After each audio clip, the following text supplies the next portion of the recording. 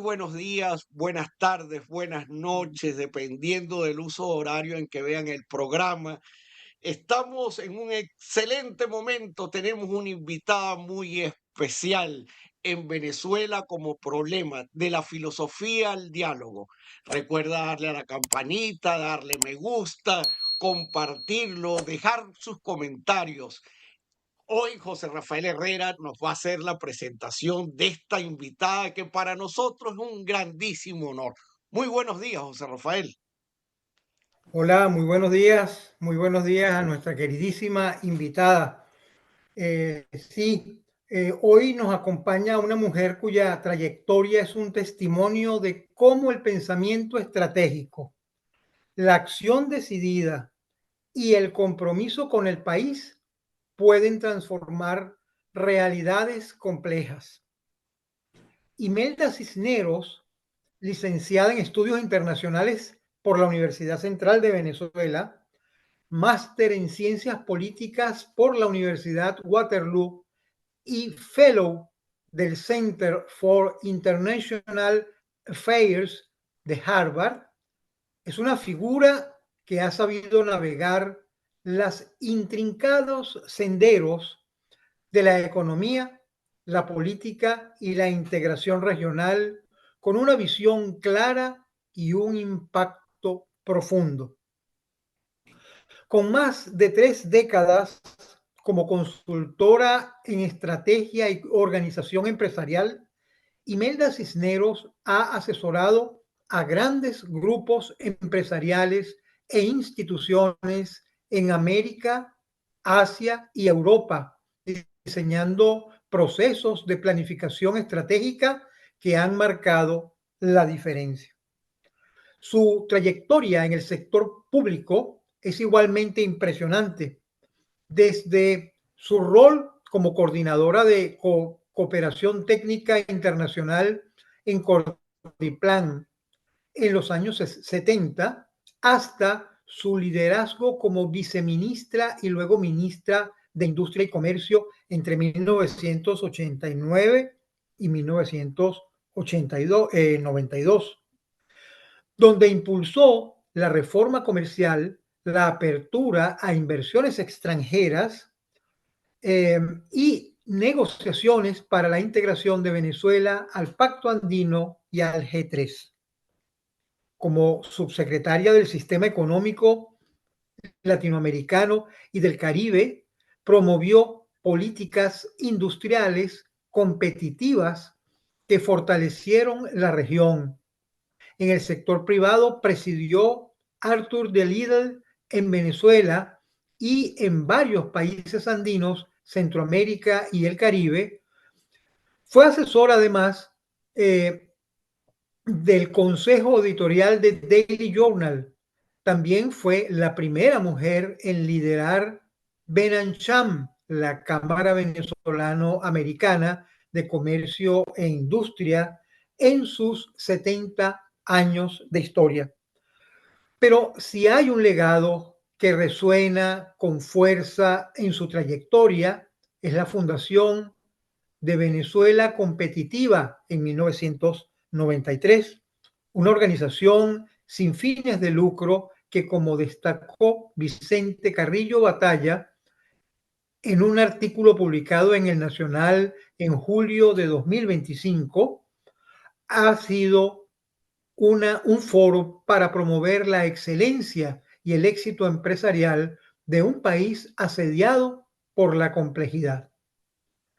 A través del programa Éxito Venezolano, Venezuela Competitiva ha documentado y premiado casos de argumentaciones que, desde la ética, la innovación y la resiliencia, han superado adversidades para convertirse en referentes de competitividad. En palabras de Cisneros, pronunciadas el pasado 10 de julio durante la entrega del Premio a la Excelencia 2024, la acción humana es la esencia del éxito en tiempos turbulentos. Un recordatorio de que el compromiso ciudadano y la competitividad son motores del progreso frente a las urgencias del cortoplacismo. Su trabajo intelectual como un telar de ideas que entreteje hilos de resistencia ha dado forma a un tejido vibrante donde cada organización premiada en un punto de luz, es un punto de luz, perdón, una hebra que sostiene la promesa de un país que no se rinde. Autora de obras como La esencia del éxito en tiempos turbulentos y coordinadora de estudios como punto de partida para construir una visión compartida de país, Imelda Cisneros ha sabido articular una filosofía práctica, una que no solo ha reflexionado sobre problemas, sino que propone soluciones desde la acción colectiva y la responsabilidad ética. Su labor ha sido reconocida con distinciones como la condecoración de la reina Beatriz de Holanda de 1991 y homenajes como el de la Cámara de Comercio de Caracas de 1992, titulada Gracias por los favores no recibidos, reflejo de una capacidad para liderar con integridad en contextos desafiantes. Hoy, en Venezuela como problema, de la filosofía al diálogo, conversamos con Imelda Cisneros sobre cómo la competitividad puede ser un acto de resistencia, sobre el papel del diálogo en la construcción de un país viable y sobre cómo las ideas, cuando se traducen en acción, pueden transformar lo imposible en posible. Prepárense para un encuentro que despierta la mente y que también enciende la esperanza, porque como ella nos enseña, en medio de la adversidad, el compromiso con lo correcto es la brújula que nos guía. Sin más preámbulos, acompáñennos en esta conversación que promete ser un viaje hacia las profundidades del pensamiento y la acción. Imelda Cisneros, bienvenida a este espacio donde las palabras buscan ser acción, donde las ideas son semillas y el diálogo nuestro horizonte. Comencemos. Muchas gracias, José Rafael. Muy agradecida por todas esas palabras, de verdad. Bueno, no, contentísima de estar aquí con ustedes. Bueno, ¿qué quiere? Para nosotros es un honor. Jonathan, ¿cómo estás? ¿Cómo se llama? Qué maravilla Muy poder bien. estar con ustedes dos. Un honor para nosotros, Imelda. Queríamos arrancar haciéndote un ejercicio de memoria. ¿Cómo fue eso que te metiste a estudiar estudios internacionales, pero después te fuiste a la parte más económica? ¿Cómo fue tu juventud en esa Venezuela de tu época? Cuéntanos, ¿por qué te fuiste por esa especificidad? Sí. Bueno, Jonathan, primero, bueno, déjame decirte, yo nací en Caracas, o sea, soy la mayor de 5 hermanos, y bueno, tuve eh, nací en San Martín, y la verdad es que nos tocó algo muy interesante. Vivíamos en una casita que quedaba al lado, muy cerca del Guaire, hubo una inundación horrible, ¿cómo se llama? Y se llevó todo y nos quedamos sin nada. Entonces allí mi papá, que se acababa de graduar de médico,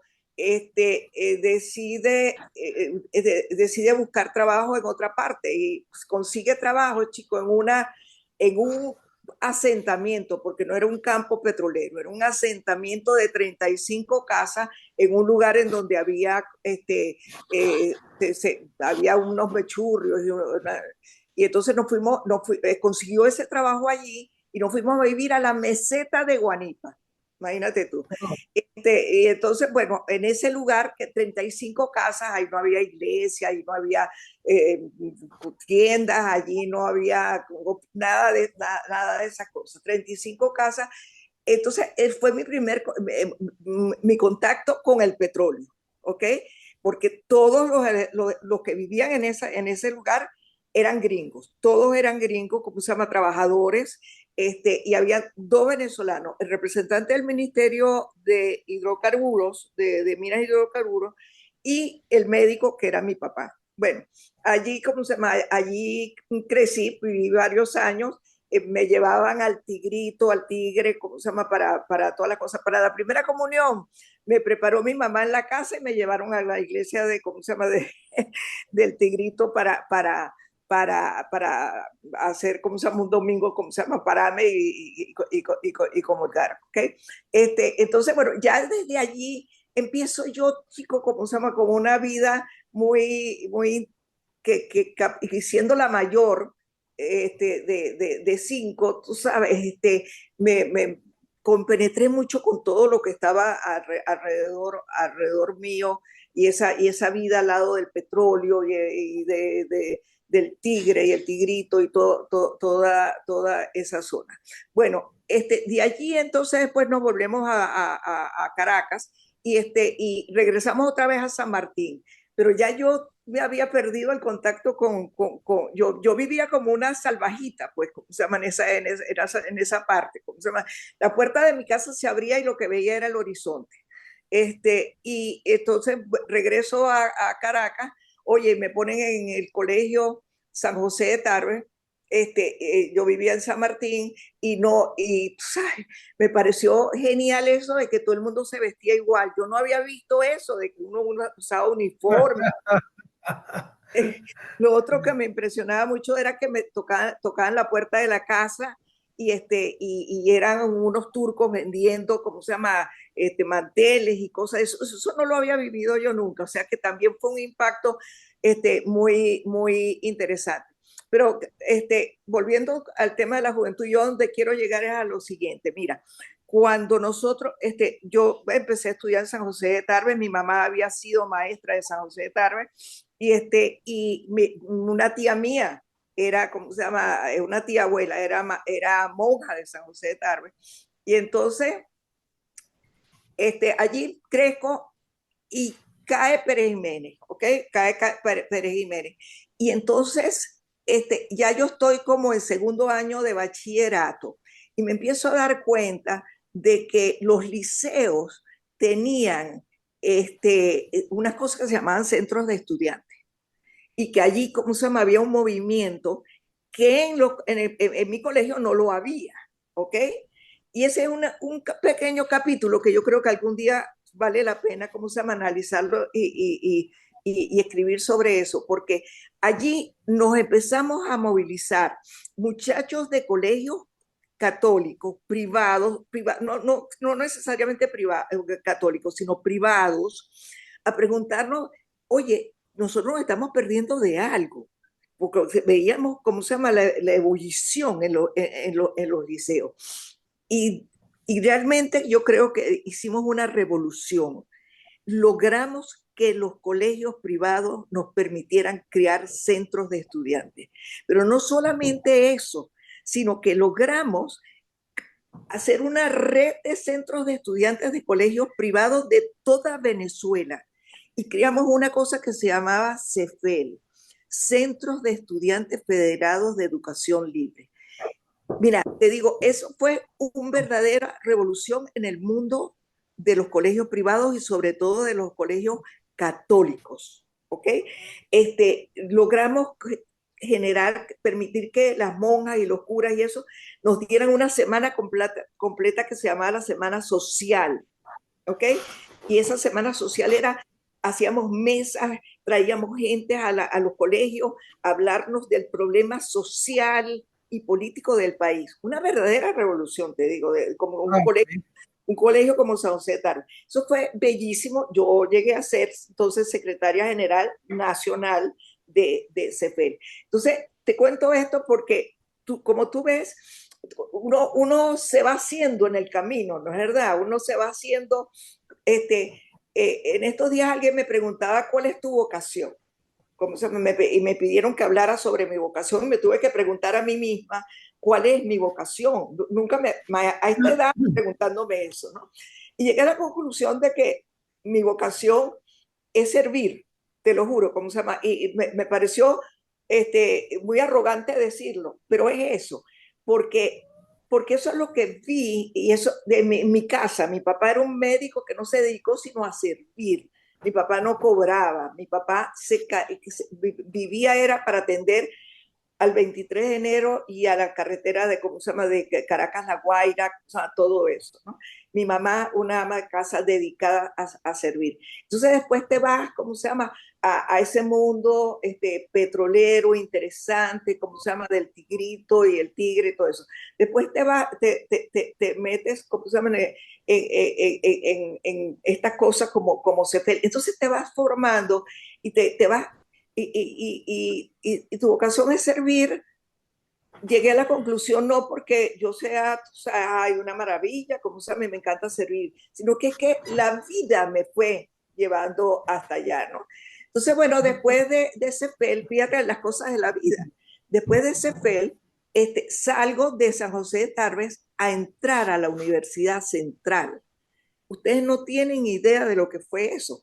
Entro a la Universidad Central en un momento crítico, un hito. Entro a la Universidad Central justo cuando la universidad está entrando a un maravilloso periodo que se llamó la renovación de la universidad. ¿Cómo se llama? 1900, ¿cómo se llama? 65, etcétera. Y entonces, muérete, de estar, menos mal que había pasado por CEFEL, porque hubiese sido un impacto enorme, ¿cómo se llama?, entrar a la Universidad Central, que lo fue, porque vengo de este colegio, San José de Tarbes, del Paraíso, etcétera, etcétera. Oye, me encuentro con la Universidad Central, te lo juro, amo a la universidad, la amo hasta el día de hoy. Yo fui presidenta de la Asociación de Egresados de la universidad y sigo en contacto con ellos. Cuando yo entro a la universidad, ¿cómo se llama?, me encuentro con la renovación en donde hervían los estudiantes en la defensa de la universidad como espacio de pensamiento libre, autónomo, crítico, convencida yo de que eso no era una cuestión simplemente académica, sino que tenía una trascendencia política extraordinaria por mi convencimiento profundo de que las democracias se nutren es de ciudadanos que sean capaces de pensar por sí mismos. Y ahí me metí a fondo, como se llama, fui presidenta del centro de estudiantes de mi escuela, y ahí llegamos a estudios internacionales, fui presidenta de mi escuela, y, y fue maravilloso. Mi paso en la Universidad Central en esa época, te lo juro, aprendías más en los pasillos que en la propia clase, porque tenías que tener claridad de pensamiento, tenías que tener claro tus ideas, de tal manera de poder conversar, ¿cómo se llama?, de poder defender tus puntos de vista. Eso fue algo... Una pregunta ahí en la universidad, cuando estabas en la universidad, ¿en qué grupo militabas? Bueno, fíjate, ahí voy a esto. Fíjate que esto también es una característica mía, Jonathan. Yo nunca he pertenecido a un partido, nunca, ¿ok? Yo gané las elecciones de la escuela siendo independiente, déjame Sin decirte. respaldo de un partido. Déjame decirte, nunca quise, mira, mi papá era adeco de alma y corazón, pero nunca participó en un partido. Y mi mamá era copellana de alma y corazón. Y después tuvo un hermano, ¿cómo se llama?, activista de izquierda, pero nunca perteneció, ¿cómo se llama?, a un partido, fue activista a través de una organización de izquierda. Pero entonces, yo te voy a decir, yo nunca pertenecí a un partido porque yo soy profundamente independiente, yo como persona. Entonces a mí me aterraba que a mí un partido me dijera, usted tiene que decir esto y tiene que poner este lado.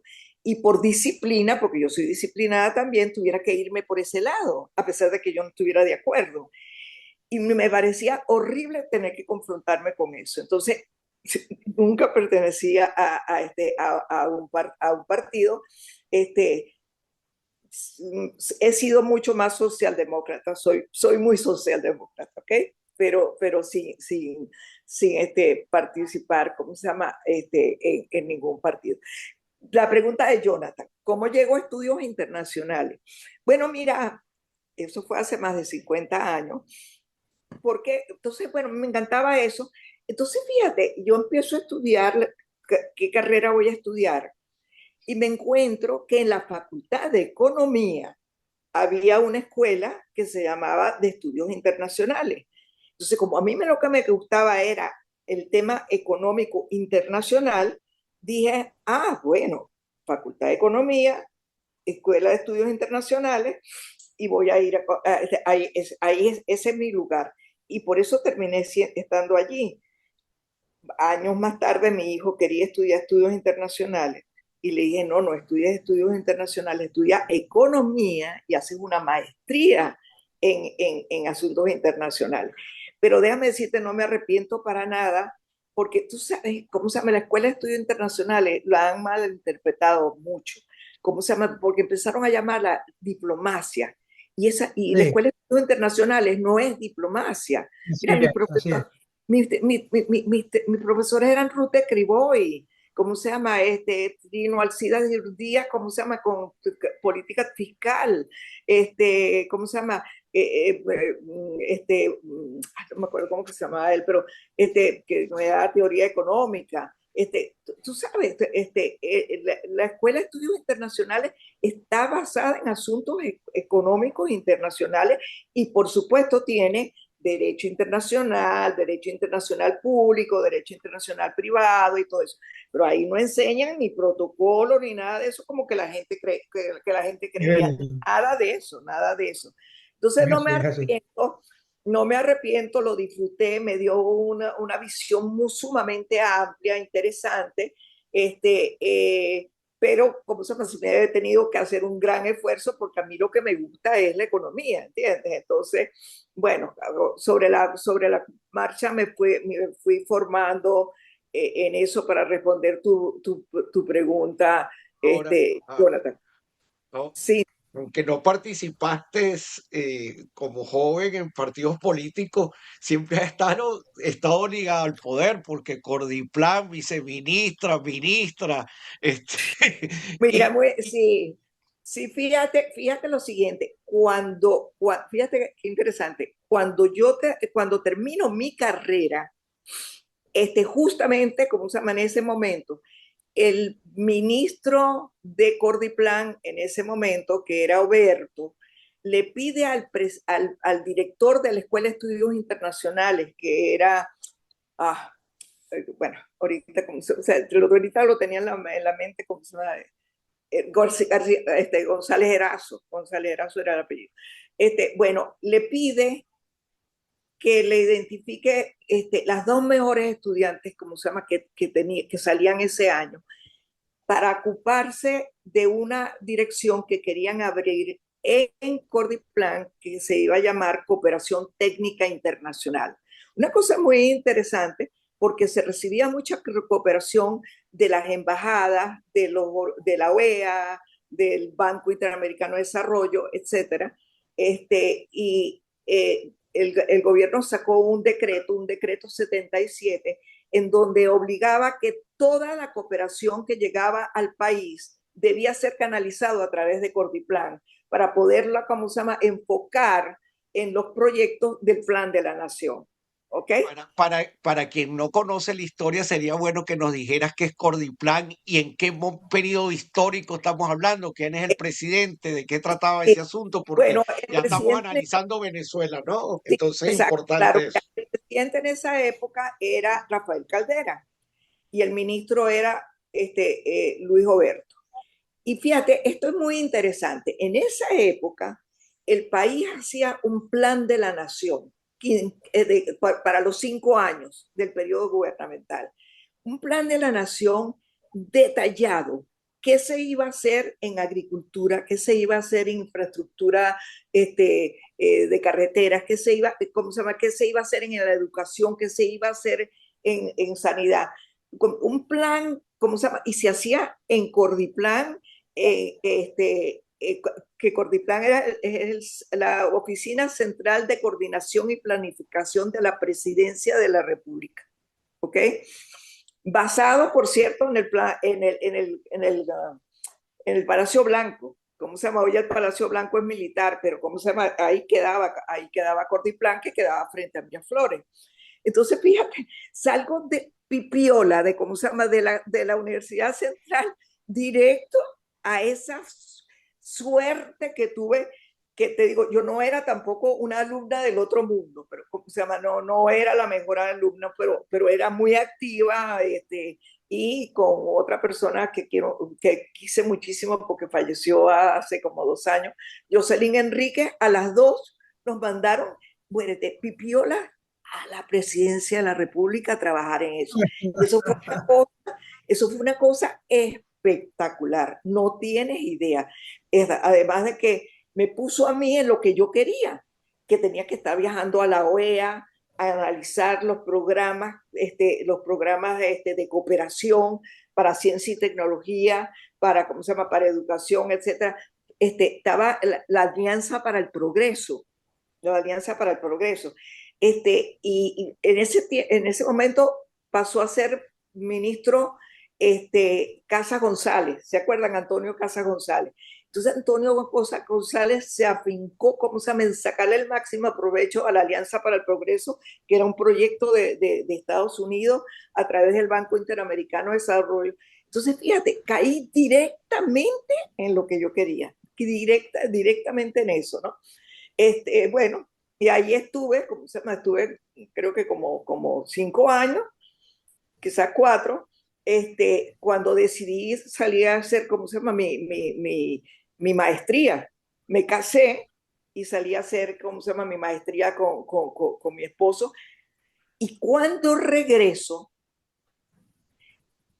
había una cosa que se llamaba el Ministerio de Estado para Asuntos Económicos Internacionales. El ministro era Manuel Pérez Guerrero. Un hombre extraordinario que, bueno, esas son las cosas tristes de que hoy en día, ¿cómo se llama?, un muchacho, ni siquiera joven, alguien de 40 años, ni siquiera sabe que este hombre fue de los creadores de las Naciones Unidas, fue candidateado a ministro de la a secretario, secretario de las Naciones Unidas por Mitterrand. Imagínate tú, el presidente de Francia, él no lo aceptó, pero sí aceptó ser secretario de, ¿cómo se llama?, de la Organización de Naciones Unidas para el Comercio, ¿ok? Entonces, otra vez cuando yo regreso en mi maestría, Manuel Pérez Guerrero, que no me conocía, ni yo lo conocía, pero él había oído hablar de mí por, ¿cómo se llama?, por Cordiplan, me piden que me vaya al Ministerio de Estado para Asuntos Económicos Internacionales. ¿Estamos en qué año? ¿Estamos en qué año? Carlos Andrés Pérez. Estamos en el año 1975, finales de Sí. Carlos Andrés Pérez. Carlos Andrés Pérez, claro. Los últimos años de Carlos Andrés Pérez. Entonces, Jonathan, no tienes idea, vuelvo a caer en lo mío. Y al lado de ese hombre brillante y extraordinario, que mira, no me voy a ir por allí, ¿cómo se llama? Pero mira, Manuel Pérez Guerrero, para que sepan los que oyen este maravilloso programa, bueno, él fue el que empezó a identificar, un venezolano, identificando las diferencias, las inequidades entre los países desarrollados y los países en desarrollo. Y, ¿cómo se llama?, fue el que empezó a generar una cosa que se llamó el diálogo norte-sur. Y eso se generó desde Venezuela, ¿vale? ¿Cómo se llama? Y Manuel Pérez Guerrero, ¿cómo se llama? Al frente de eso. Y ¿cómo se llama? Um, el presidente de Francia asume también, ¿cómo se llama? El entusiasmo por ese diálogo, ¿cómo se llama? En donde la OPEP tenía un gran papel, por cierto, el doctor Pérez Guerrero con Pérez Alfonso son los creadores de la OPEP, son los que okay. Bueno, y eso todo sale de Venezuela, chicos, ¿cómo se llama? Que una Venezuela sensacional, sensacional. Tú no tienes idea. Absolutamente. No tienes, Absolutamente. mira, te digo que tú no tienes idea, José Rafael, ¿cómo se llama? Decir Venezuela a nivel internacional era una cosa increíble, increíble. Déjame decirte que se decide entonces convocar a una conferencia fantástica que se llamó el Diálogo Norte-Sur, ¿ok? Y se dieron como un año, y la sede fue París, y se dieron un año para este diálogo permanente entre países en desarrollo y países desarrollados para discutir esa inequidad tan grande que había entre los países más ricos y los más pobres. Entonces deciden que el vocero de los países en desarrollo, ¿ok? Iba a ser el doctor Pérez Guerrero. Y el vocero de los países desarrollados iba a ser Person, que era el canciller de Canadá. Y se da esa negociación, pero intensísima, ¿cómo se llama? En donde se lograron destrabar algunas cosas, pero no se logró lo que se quería. El tema tiene una complejidad tan grande, ¿cómo se llama? Que no fue posible llegar a lo que se quería. Entonces se decidió cerrar esa conferencia, ¿cómo se llama? Y te voy a decir una cosa, Pérez Guerrero fue mi maestro, me enseñó a manejar, tú sabes, el diálogo tolerante, el diálogo abierto, el diálogo con quien estás de acuerdo y con quien no estás de acuerdo, y sobre todo tener la paciencia de que una negociación de esta magnitud no puedes esperar tampoco ni acelerarlo si no hay las condiciones. Y voy a contarles esta pequeña anécdota. Cuando se decide cerrar la conferencia fracasada prácticamente, se cierra en una gran, ¿cómo se llama? Este evento, ¿cómo se llama? En París, con la presencia de todos los jefes de Estado. Y dos discursos nada más. El de Person hablando por, ¿cómo se llama? ¿Cómo se llama? Países desarrollados, y dio una excelente, ¿cómo se llama? Una excelente intervención. Y el doctor Pérez Guerrero, venezolanito, ¿cómo se llama? Por todos los países en desarrollo. Y adivinen cuál fue su discurso. Lo único que dijo fue en inglés: Success has been postponed. El éxito ha sido pospuesto. Y así cerró. Imagínense qué belleza, qué palabras tan increíbles. El éxito ha sido pospuesto. Entonces, eso me lo enseñó él. Eso nos enseñó a todo el grupo que trabajábamos con él. El éxito ha sido pospuesto. ¿Tú sabes lo que es eso? ¿Cómo se llama? Tú sabes, la esperanza siempre. Dios mío, tú sabes que mis hijos dicen que yo soy irresponsablemente optimista, pero es que yo creo que sí, ¿cómo se llama? Pero te digo, yo creo que la vida me ha dado eso y mi estadía al lado de Pérez Guerrero, porque yo era la segunda de Pérez Guerrero, desde que entré a trabajar con él, bueno, fue una cosa realmente maravillosa. Bueno, ¿cómo se llama? Siguiendo y pensando en Venezuela y los venezolanos que han hecho de Venezuela, wow, tú sabes, ¿cómo se llama? Con todas las cosas que han pasado últimamente, que podríamos estar borrados del mapa en muchas partes, tú sabes, todavía Venezuela suena y suena con respeto por ese legado, ¿cómo se llama? De atrás, de atrás. Tú no tienes idea lo que dejó Venezuela como país política, económica y socialmente estable, con miles de errores, pero y podemos empezar por ahí, por los miles de errores, creo que vienen incluso desde lo internacional, te voy a decir, porque las Naciones Unidas crea a CEPAL, que es la Comisión Económica para América Latina, así la hay para Europa, así la hay para África. Y cómo se llama y la CEPAL se lanza en un proyecto que no era malo. ¿Cómo se llama? La CEPAL se lanza desde 1950 en un programa que era, tú sabes, darle toda la fortaleza al sector empresarial de los países para que se convirtieran en grandes empresas, pero como estaban arrancando de cero, ¿cómo se llama? La política fue una política de proteccionismo al empresario, una política de subsidio, de exoneraciones, de proteger, ¿cómo se llama?, con aranceles, de encerrar a los países para darle la oportunidad al mundo empresarial de que creciera, ¿ok? Y se les pasó la mano, se les pasó la mano. 30 años todavía, 40 años todavía después, ¿cómo se llama? Seguía esa protección. Seguía subsidiando. ¿Ah?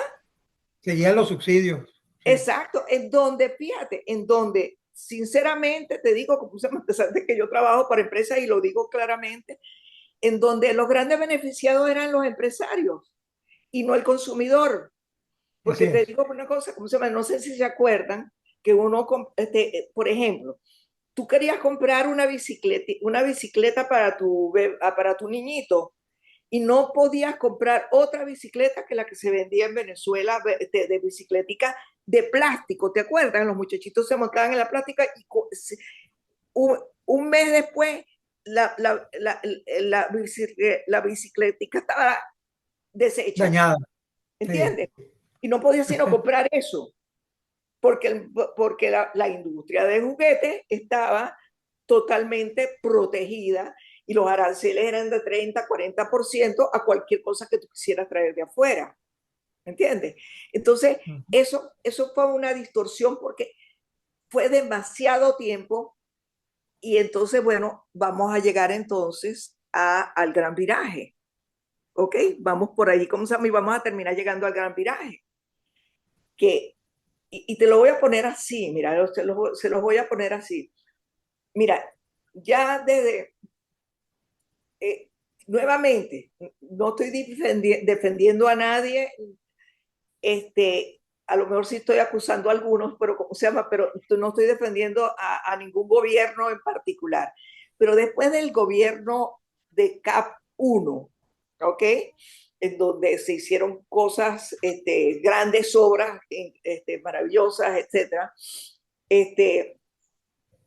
pero se siguió manteniendo ese proteccionismo al sector empresarial que se seguía. Fíjate, por ejemplo, aquí se producían, aquí habían producción de vehículos. Tú no podías comprar un vehículo de otra parte, sino los que eran producidos aquí.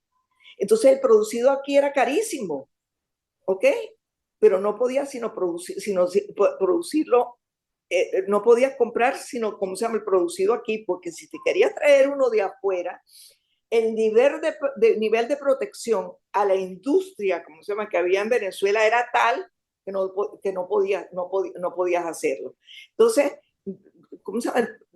Y a la misma vez, entonces, Brasil era el gran productor de vehículos para toda América Latina y nosotros encerrados en un sector automotriz ineficiente, ¿cómo se llama?, aquí mismo dentro de Venezuela. ¿Entiendes? Porque queríamos, porque a la industria automotriz había que, ¿cómo se llama?, que darle protección para que creciera y todo. Entonces, mira, fíjate, ¿qué nos pasó bueno, me estoy saltando mi periodo en el sistema económico latinoamericano, pero ya desde ahí yo empecé a trabajar con todos los países a decirles, mira, tenemos que salir de esta política de la CEPAL, que no fue mala, pero que se les pasó la mano. ¿Okay? Claro, claro. Entonces, bueno, cuando yo estaba en el CELA, precisamente, yo estaba en el CELA cuando me llama Carlos Andrés, que gana su segundo gobierno. Para ubicar a los que no conocen la historia venezolana, ¿verdad? Porque estamos, o cualquier persona de otro país se desubica. Estamos pasando rápidamente la década de los 80, estamos a finales de la década Estamos de los 80. en 89, estamos en 1989. Me Sí. llama Carlos Andrés Pérez y ¿cómo se llama? Me dice, mire, yo quisiera que usted fuera viceministro de Fomento. Ministerio de Fomento, el Ministerio de Fomento es el de Industria y Comercio, ¿no? Yo quisiera, le he pedido a Moisés Naim que sea el ministro, y me dice, fíjate, de Carlos Andrés Pérez podemos hablar muchas cosas, ¿cómo se llama? Porque para mí fue una sorpresa cómo se llama Carlos Andrés Pérez, cómo se llama. Mira, con una claridad llegó y me dijo, mire, Naim como está en el IESA, cómo se llama, tiene una gran, cómo se llama, conexión con el mundo de empresarial, pero no sabe nada de cómo se maneja, cómo se llama, el gobierno por dentro, cómo se maneja la dinámica de la administración pública. Pero usted sí. Entonces los voy a poner a los dos juntos para que los dos, ¿cómo se llama?, se complementen. Oye, a mí me pareció tan genial, ¿cómo se llama? Bueno, déjame decirte que para mí fue un poquito difícil porque déjame decirte, y lo voy a decir aquí, no lo digo tantas veces, pero en el CELA yo ganaba en dólares. Muérete, yo ganaba en dólares y apenas tenía un año en el CELA. Tenía un año en el CELA, ganando muy bien en dólares, ganando $3,000 en el CELA. ¿Ah? En aquella época, sí, como,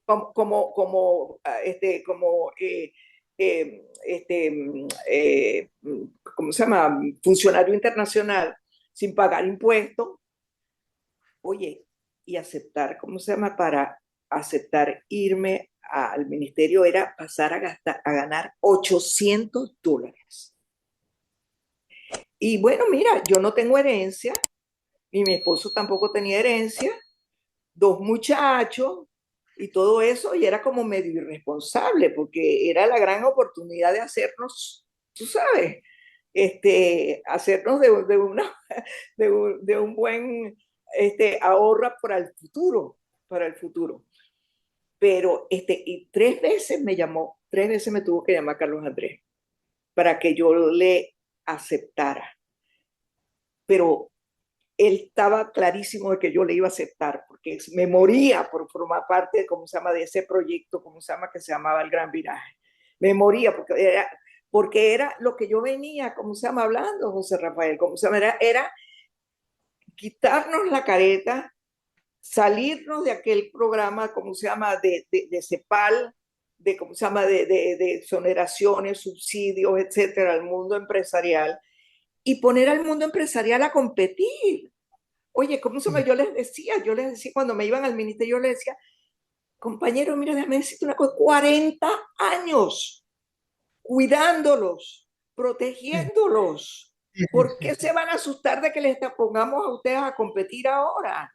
No puede ser. ¿Cómo se llama? No puede ser. Ustedes deberían estar de maravilla, ¿cómo se llama? Deberían estar dispuestos a competir. Y te voy a decir, así como hubo empresarios con los que me quito el sombrero y no voy a nombrarlos porque son conocidos, como se llama, pero no los voy a nombrar porque tendría que nombrar a los que reclamaron y ayudaron a tumbarnos, porque esto es muy importante, ¿eh? Fíjate Sí, lo señor. siguiente, fíjate Sí, lo señor. siguiente, fíjate lo siguiente. Nosotros nosotros, fíjate, voy a ponértelo así. Carlos Andrés uno, ¿ok? Llega Luis Herrera y se le vuelve un lío aquello, el Viernes Negro, y de Estamos en el repente año Luis 82 para Herrera, que, en la década de los 80, sobre todo para ir ubicando a los que nos escuchan, ¿no?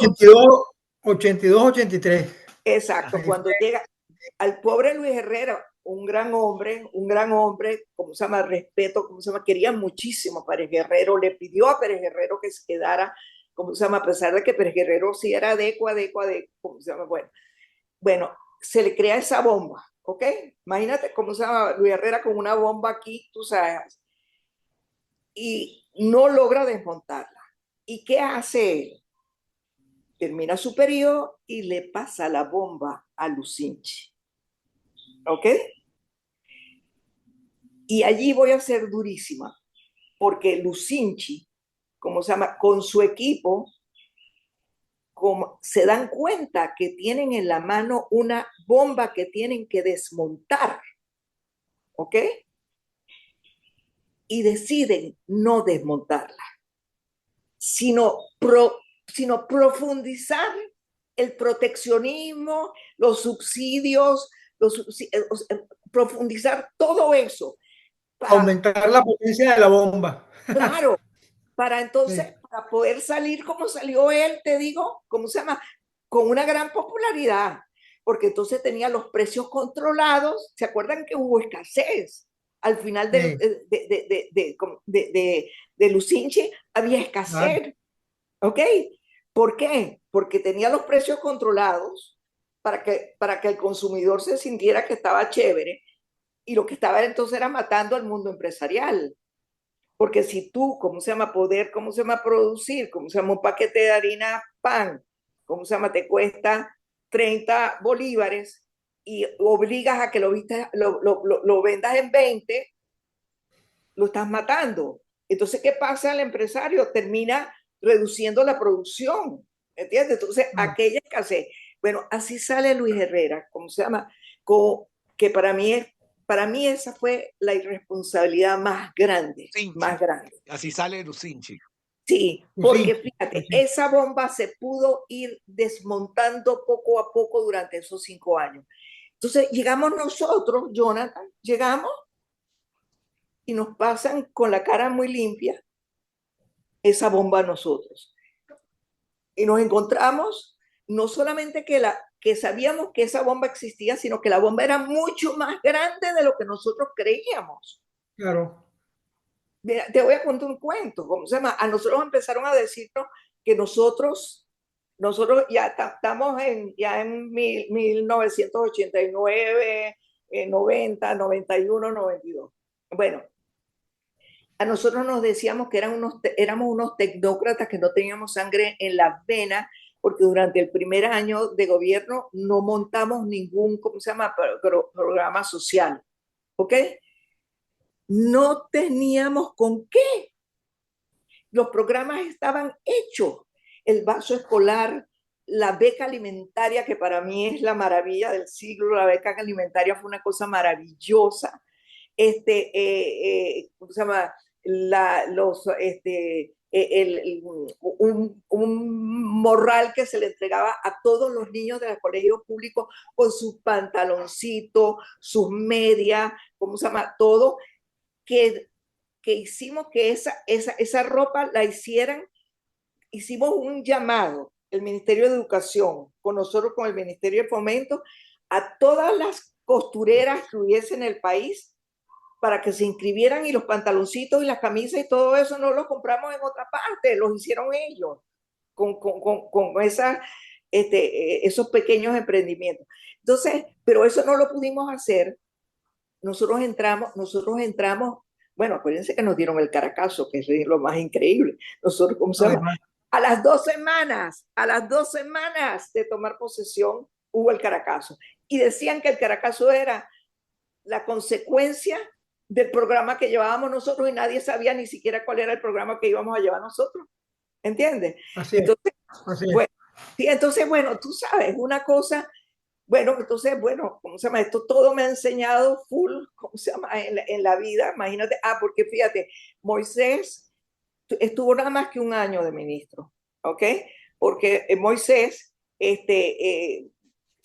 ¿cómo se llama? Estaba muy interesado en un cargo muy, muy bonito del Banco Mundial, que era el representante de Venezuela y de otros países en el Banco Mundial, una cosa muy, muy atractiva, ¿cómo se llama? Para su vida profesional. Entonces, cuando sale Moisés, enseguida me llama, ¿cómo se llama? Pérez, y me dice, mire, Imelda, Moisés me ha dicho esto, ya yo lo sabía, por supuesto, y me ha dicho esto, yo necesito que usted se quede de ministra. Y entonces me quedé de ministro con él, como se llama, casi hasta el final. Te digo casi porque meses antes, ¿cómo se llama? Del célebre 20 de mayo de 1992, en donde tiene que renunciar Pérez por la acusación aquella que le hacen. Bueno, ¿cómo se llama? No sé si se acuerdan, que Pérez, tratando de salvar su gobierno, le pide a los partidos que hagan esfuerzo de formar un gobierno con él. Y ningún partido quiso hacer eso. Solo Copey, ¿cómo se llama?, aceptó darle libertad a sus ¿cómo se llama?, miembros del partido, que si querían ir al gobierno lo podían hacer, pero que Copey como partido no iba a formar parte del gobierno. Entonces, bueno, allí entonces hubo un reacomodo, ¿cómo se llama? De canciller estaba Armando Durán, y entonces Humberto Calderón Berti, ¿cómo se llama?, se propuso para entrar como canciller.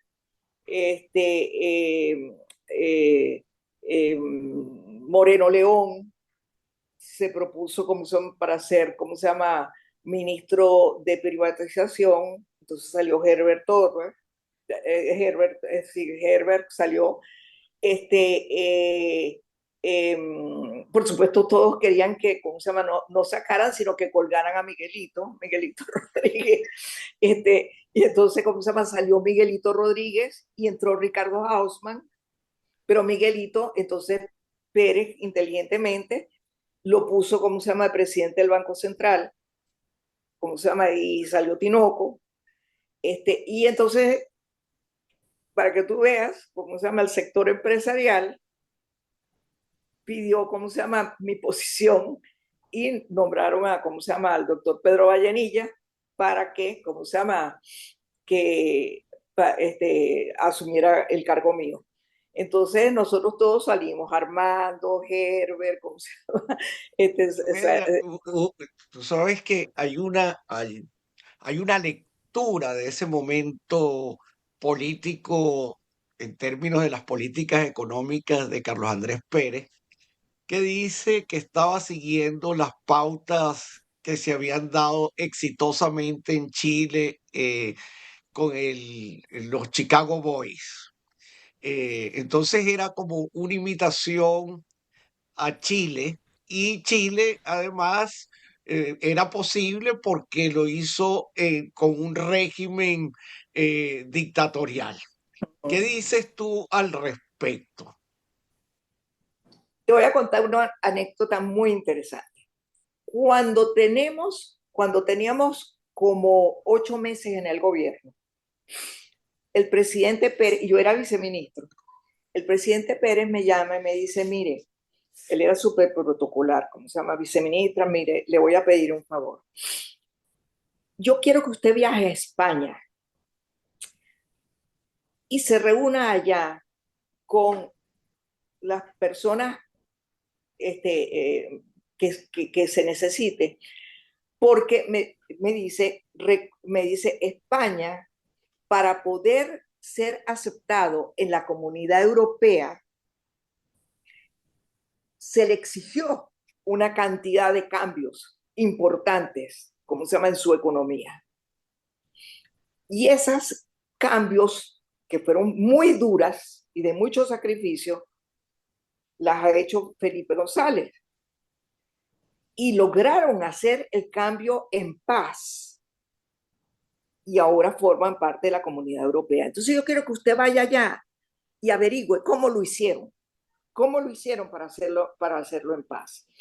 Entonces, perfecto. Entonces yo le pedí que me permitiera llevarme a un grupo, a llevarme unos, ¿cómo se llama? Unos empresarios, 3 empresarios, y le pedí que me dejara llevarme, ¿cómo se llama? A la gente de la junta directiva de la CTB, ¿ok? De la, ¿cómo se llama? Federación de Trabajadores de Venezuela, Trabajo, para sí, de la que Confederación los Sí, de que no los saben qué es gremios, la CTV, de Venezuela. los gremios. los Exacto. gremios. Entonces me fui con ellos, me fui con ellos. Nos montaron allá una cosa increíble, reuniones con los sindicatos, las reuniones con los ministros que estuvieron involucrados en ese gran cambio, con empresarios. Y óigame esto, porque esto es historia, historia. El último día me reúno con Felipe González, a quien no conocía, pero que era gran amigo de Carlos Andrés. Me reúno con él, me reúno en la Moncloa, y los dos allí, tomándonos un gazpacho, como se llama, me dice él, mire, cuénteme qué es exactamente el plan que tiene mi amigo Carlos Andrés en Venezuela. ¿Qué es eso, el gran viraje? O sea, yo tengo idea, pero quiero oírlo de usted. Entonces yo empiezo a estructurarle todo el gran cambio del gran viraje. ¿Cómo se llama? Las reformas que se iban a hacer, etcétera, etcétera. ¿Cómo se llama? Particularmente, ¿cómo se llama? Del ministerio mío, en donde nos tocaba hacer una reforma comercial, o sea, bajar aquellos aranceles de 30 y 40, ¿cómo se llama? A 10 y a 0. A 0 solamente la bajamos era para materias primas, porque a nosotros nos acusan de haber hecho una reforma comercial horrible. Mentira. Nosotros fuimos el único país, contra todo lo tuyo, Jonathan, ¿cómo se llama? Que me estabas diciendo, fuimos el único país que hizo estas reformas, como Chile, y lo hizo Argentina también, y lo hizo México. Estábamos todos en la misma, porque estábamos saliéndonos de, ¿cómo se llama? Esa política ¿cómo se llama? De la CEPAL. Fuimos los únicos. Por ejemplo, Chile, por ejemplo, bajó los aranceles a 0, 0, totalmente. Nosotros no. Nosotros lo hicimos por grado de elaboración, para seguirle dando, ¿cómo se llama?, un espacio de cuidado y de respaldo, ¿cómo se llama?, al sector empresarial. Y montamos 2 grandes leyes, una para defenderlos de la competencia desleal nacional, con una ley de antimonopolio, y otra para defenderlos de la competencia desleal externa, con una ley antidumping, ¿ok? Pero volviendo a lo que estábamos hablando, oye, me fui por allí, bueno, no, ¿cómo se llama? Lo de Felipe González, que es espectacular, ya te voy a ver. Él me oye, y al final, José Rafael oye lo que me dice, mire, dígale a mi amigo Pérez que estoy fascinado de pensar que ustedes han dado ese paso, que se han dado cuenta con todo el riesgo de que hay que hacer lo que están haciendo, pero que no lo haga si no tiene, primero, un partido de gobierno apoyándolo totalmente. Bueno, ustedes recuerdan la posición de los No, AD. no lo tenía. No lo Para tenía. nada. No solamente que no teníamos el apoyo, eran enemigos. ¿Ok? Sí, Segundo, increíble. me dice, un sector empresarial responsable dándose cuenta de que es muy importante que ellos, ¿cómo se llama?, asuman ese sacrificio por el consumidor venezolano. Tampoco lo No lo tenía. teníamos. Teníamos Increíble. nada, teníamos nada más que algunos, que me encantaría mencionarlos, pero no quiero dejar a nadie afuera. Teníamos uno, ¿ok? Pero no los teníamos, ellos fueron los primeros que nos tumbaron, pues. Dice, tercero, varios medios de comunicación totalmente cuadrados con el plan. No lo teníamos, ¿se acuerdan Radio Caracas lo que nos hizo? Como por estas calles. Sí, sí, sí. Sí, ¿ok? Bueno, y Venevisión igual, todo eso. No, y el mismo el Nacional. Sí, bueno. Y después entonces dice, cuarto, una red de seguridad social con proyectos sociales que respalde a toda esa población que se va a sentir golpeado por, ¿cómo se llama? La eliminación de control de precios, etcétera, etcétera. Y no teníamos plata para hacerlo, ¿entiendes? Porque las reservas que nos dejó Lucinchi y Carmelo Loría fueron cero, porque no solamente que no había reserva, sino que además no sé si se acuerdan que cuando llegamos ahí y agarramos la bomba, nos encontramos que, ¿cómo se llama? Que teníamos una deuda inmensa con el sector empresarial por cartas de crédito que ellos habían firmado con, ¿cómo se llama? Con el sector empresarial y que teníamos que pagar. Claro. Entonces nosotros tuvimos que negociar de inmediato con el Banco Central, perdón, con el Banco Mundial, la reforma comercial, ¿cómo se llama? Negociarlo rápidamente. Yo me dediqué a eso, ¿cómo se llama? Mañana, tarde y noche, ¿cómo se llama? Para que el Banco Mundial nos diera la plata, nos prestara la plata, con la que en diciembre, recuerda que habíamos entrado en enero, para que en diciembre pudiéramos, ¿cómo se llama?, arrancar los programas sociales. O sea que ese primer año nosotros no podíamos hacer mucho, como se llama, con los programas sociales. Entonces, acuérdate de las 4 cosas que nos pide, como se llama, nos pide, ¿cómo se llama? Felipe González. Felipe, ¿cómo se llama? Felipe González. Y entonces yo le digo, presidente, ¿qué me está pidiendo? Que usted vaya y le diga eso, ¿cómo se llama?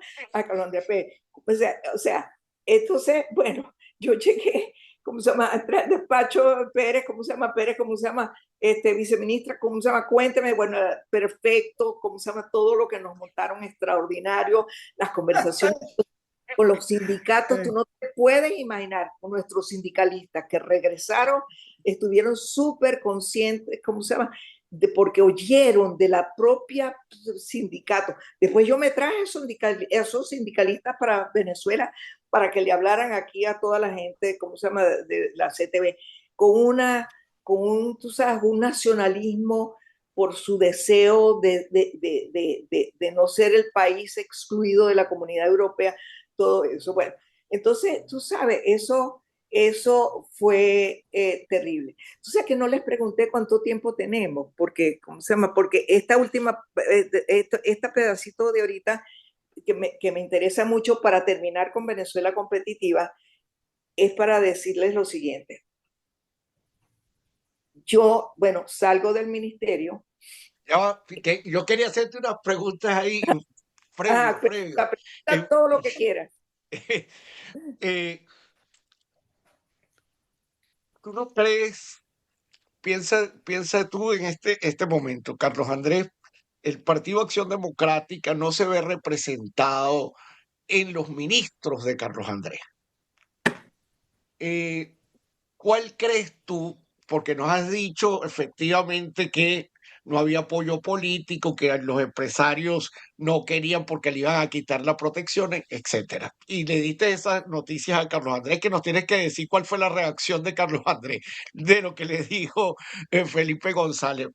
Pero ¿tú no crees que faltó por parte del gobierno, por parte de ustedes, ceder con respecto al ámbito político, acción democrática? O sea, si estaban haciendo tantas negociaciones, no fue una falla no plantearse un diálogo político previo o En otras Absolutamente. en el palabras, proceso. en otra palabra, yo pienso que Carlos Andrés subestimó a su partido, y porque Carlos Andrés tenía un gran apoyo popular, un enorme apoyo popular, y él yo creo que consideró que era suficiente ese apoyo como para poder llevarse por el medio esas conversaciones un poco fastidiosas con su partido.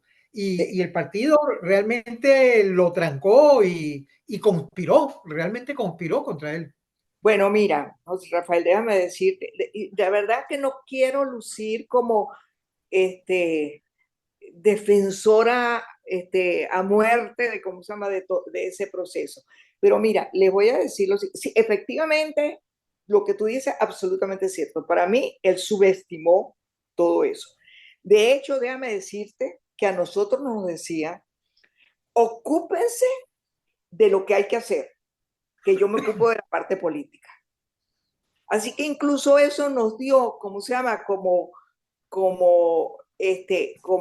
a mí yo me sentí que me dio un espacio de, para dedicarme al Banco Mundial, a las negociaciones, a los aranceles, a los precios, Claro. y no dedicarme a estar en la prensa, hablando, comunicando, etcétera, cosa que no me gusta. De hecho, ustedes han visto que yo soy muy bajo perfil, muy bajo perfil, como se llama, soy.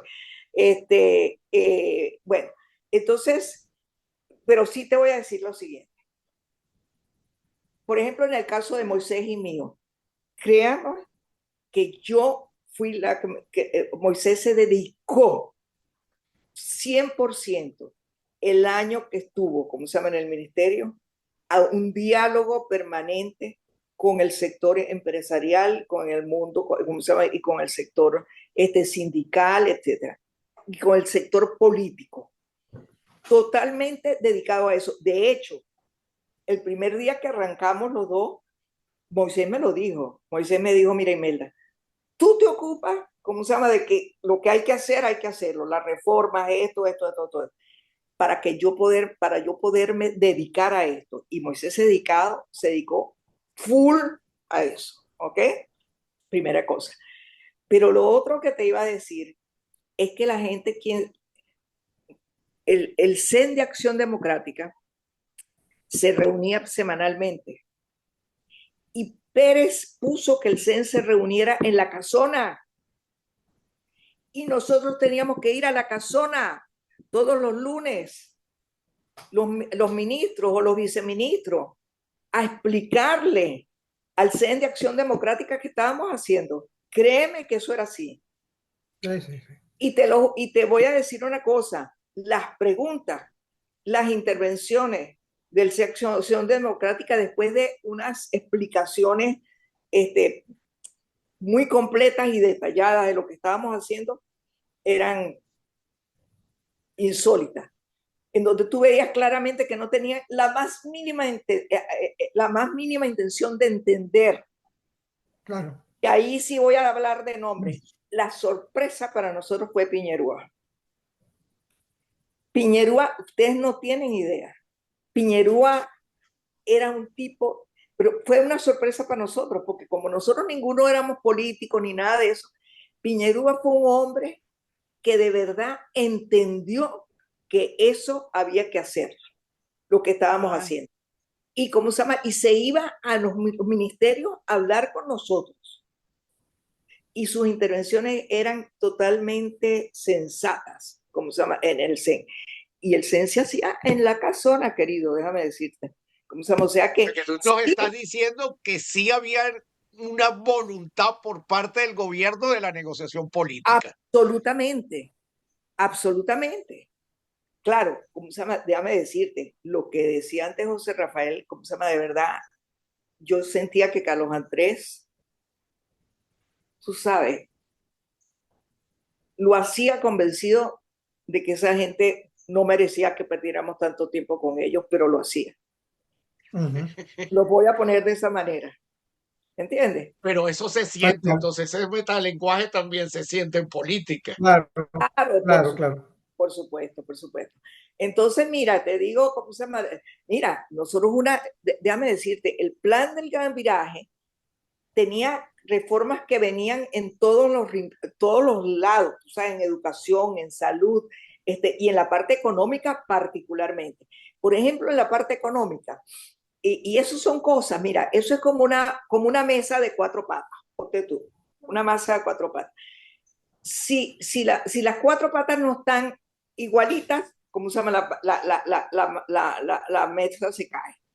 Bueno, fíjate, nosotros, por ejemplo, la reforma comercial, la eliminación de control de precios, la apertura a la inversión extranjera, este, todo eso lo podíamos hacer por aprobación del Consejo de Ministros. ¿Ok? Entonces, nosotros en el ministerio arrancamos con todas esas cosas. ¿Ok? Pero eso necesitaba ser compensado con unas leyes, ¿cómo se llama? Para el sector financiero y monetario, que no lo podíamos resolver nosotros porque no podía ser, ¿cómo se llama? Las leyes no las podíamos aprobar nosotros dentro de, ¿cómo se llama? Del Consejo de Ministros. Entonces teníamos que esperar que el Congreso los aprobara y nunca los aprobó. Entonces la mesa se quedó con la pata corta, ¿cómo se llama? De los que estaban, Sí. ¿entiendes? Entonces todo se desbalanceaba, pero aquello era un plan perfecto, ¿cómo se llama? Con eso, con esos cuatro. Y te voy a decir una cosa, de verdad, en el mundo, en un manejo transparente, este, ético, de honestidad de todos los ministros, de verdad, bueno, si hubiese habido un mínimo desliz, ¿cómo se llama? Hubiese salido a la luz pública, porque las ganas que nos tenían era increíble. Y a Miguelito no lo han podido acusar de nada, ni a Fernando Martínez Mótola de nada, ni a mí de nada, ni a Moisés de nada, ni a Ricardo Hausmann de nada, porque tú no tienes idea. O sea, imagínate, imagínate que cuando después que dejamos dejó el ministerio, un día me llama el encargado de seguridad del ministerio y me dice, doctora, le van a echar una broma porque revisaron su pasaporte diplomático, porque nosotros nos dan el pasaporte diplomático, y hay una entrada a Venezuela, no, hay una salida suya de Venezuela, pero no hay la entrada. Wow. Primera cosa, ¿cómo se llama? Uno devolvía el pasaporte diplomático a la Cancillería, que pudiste haberte lo quedado, ¿no? ¿Cómo se llama? Aunque sea para tenerlo de adorno, ¿no? Bueno, yo devolví mi pasaporte. Bueno, muérete que revisaron los pasaportes nuestros. Entonces, ¿qué había pasado? Que yo salí una vez con Jonathan Coles en la avioneta del Ministerio de Agricultura y Cría a una reunión urgente de rebajas de aranceles en Bogotá con el presidente, ¿cómo se llama? De Gaviria, ¿cómo se llama? Entonces, cuando volvimos de regreso, que regresamos en la avionetica, ¿cómo se llama? Del ministerio, se nos olvidó cómo se llama sellar, cómo se llama la entrada. Por ahí me estaban acusando de que yo me había llevado los viáticos y no había regresado. Imagínate tú.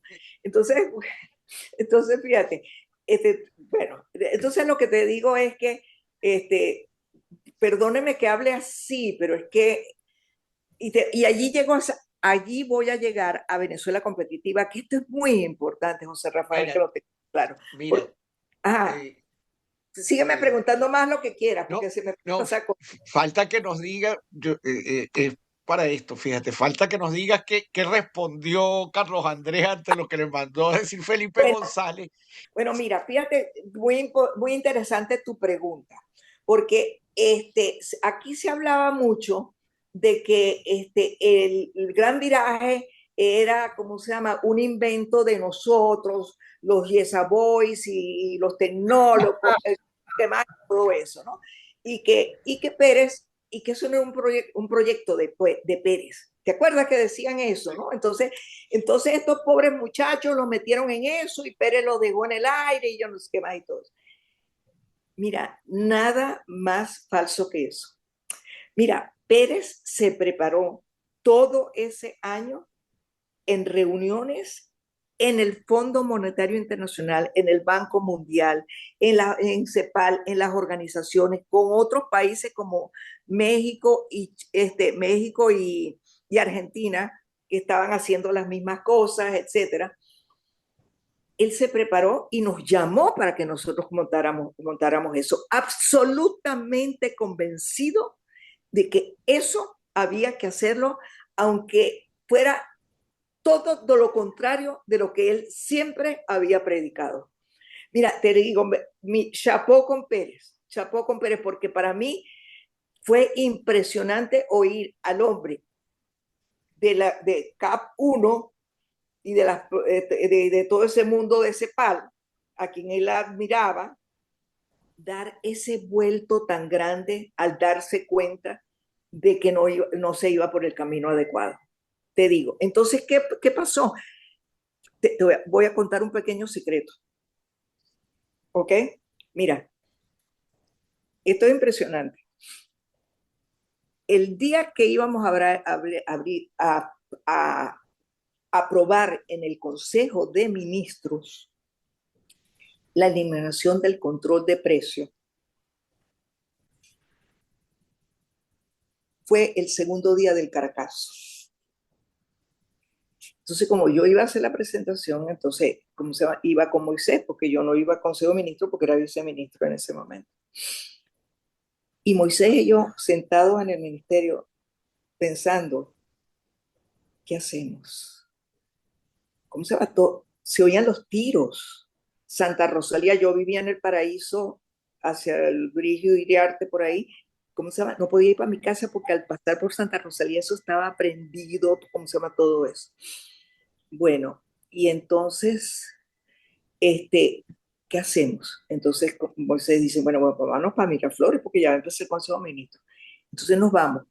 Y nos está esperando Miguelito en la puerta de Miraflores. Y nos dice, miren, yo voy a, porque él como ministro de Planificación manejaba la agenda del Consejo de Ministros. Mire, yo voy a sacar del Consejo, de la agenda del Consejo de Ministros, la eliminación del control de precios. Nos dice Miguelito. Imelda, tú te puedes regresar. Y entonces llega Moisés y le dice, no, ¿cómo se llama? Que Imelda se quede por si acaso. Bueno, entonces yo no entro al Consejo de Ministros, se me quedo sentadita afuera. Cuando llega el Consejo, cuando empieza el Consejo de Ministros, y empieza punto 1, punto 2, punto 3, cuando llega al punto 4, aprobación del decreto de eliminación de control de precios, el control de precios que había habido en Venezuela toda la vida, ¿okay? los últimos 40 años. Miguelito lo salta. Y Pérez le dice, porque Pérez perdón, ministro, ¿qué pasó con este punto? No, presidente, lo vamos a dejar para después. ¿Por qué lo vamos a dejar para después? Y júreme que nos estaban tirando tiros desde arriba, ¿cómo se llama? El 23 de enero para abajo hacia Miraflores. Tiraban tiros. Bueno, y me dice, y entonces le dice, no, espérese un momentico. Nosotros nos comprometimos con esto por convencimiento de que esto había que hacerlo porque si no la bomba nos iba a estallar a nosotros en la mano. Y dijimos, vamos a desmontar la bomba. ¿Quién va a hacer la presentación de cómo se llama la eliminación de control de precios? Y me llamaron a mí para que entrara. Y la eliminación del control de precios se hizo ese día, en medio de tiros. La cosa más complicada de este mundo. ¿Qué pasó cuando se eliminó el control de precios? ¿Cómo se llama? Por supuesto, ¿cómo se llama? Empezó a moverse el problema de la escasez, ¿cómo se llama? Se empezó a publicar, pero los precios subieron y llegamos a tener una inflación de 80%, que en ese momento estaba como por 10.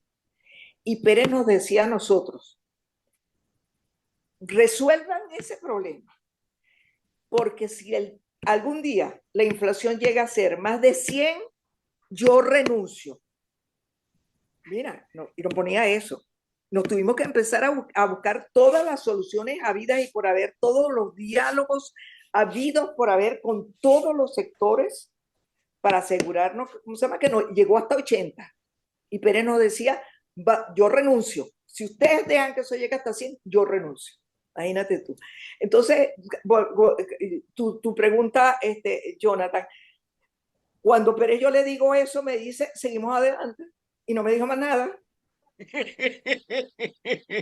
Yo creo de verdad que han sido muy mal vistos, sobre todo por los últimos años y un cierto periodismo manipulador, pero los gobiernos de Luis Herrera, que Imelda hizo un muy importante, una acotación sobre Luis Herrera y sus ministros, ¿verdad?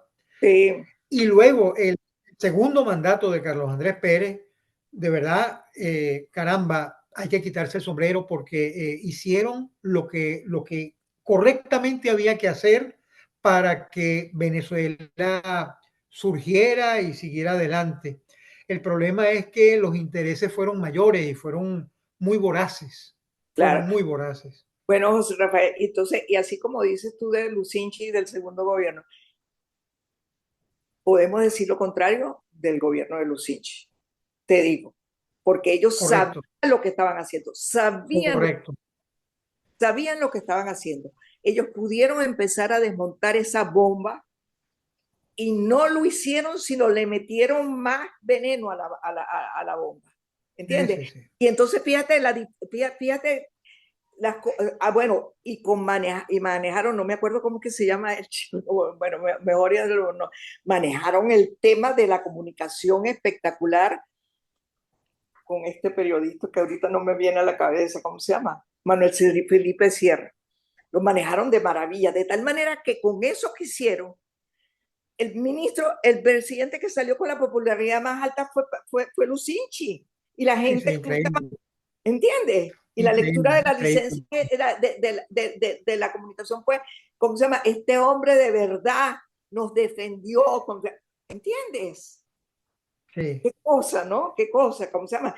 Y bueno, ¿cómo se llama? El manejo, ¿cómo se llama? De comunicación de Carlos Andrés Pérez debe haber sido súper malo, súper malo, súper malísimo, ¿cómo se llama? Porque, como digo yo, fracasamos totalmente. Nuestro presidente terminó preso, tú sabes. Entonces, sí, sí. bueno, Humillado. Sí. No, y todo ese grupo de ministros, que además todos son unas joyas, o sea, son Sí. lo mejor de lo mejor, salieron como que si fuesen unos tipos que lo que eran unos locos, pues increíble. Sí, de verdad, la manipulación. Sobre todo nos vendieron como gente, como tecnócratas sin sangre en las venas, en donde no nos importaba el país. Un tipo despiadados. Sí, así increíble. es. Bueno, increíble, yo creo Así que podemos cerrar con un mensaje este programa de hoy y vamos a continuar con una segunda parte con Imelda Cisneros. Yo creo que ha sido exquisito esta interpretación. Estamos, para los que nos están viendo, estamos todavía en el periodo de Carlos Andrés, ya finalizando la interpretación y continuaremos.